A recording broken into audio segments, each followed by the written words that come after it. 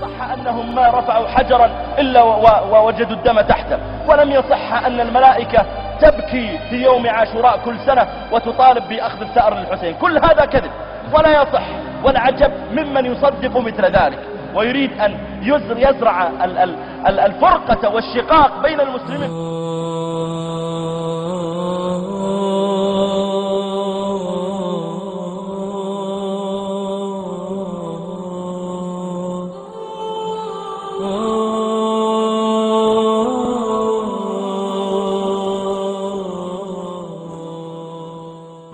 حدثني أحدهم عن ولده، قال: خرج ولدي يوما فأصيب، وجعلنا نحاول أن نعالج إصابته. يقول: فإذا بمجموعة من الزبانية يدخلون علينا ويضربون الولد. يقول: وكانوا يكررون: من الخيالة البيض الذين معكم؟